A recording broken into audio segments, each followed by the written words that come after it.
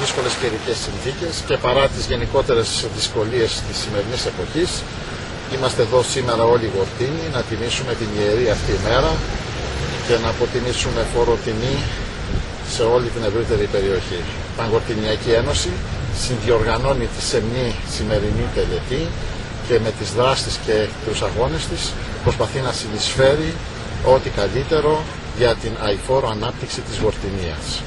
Εύχομαι σε όλους τους συμπατριώτες μας χρόνια πολλά, καλή χρονιά, με υγεία, πολλές αντοχές.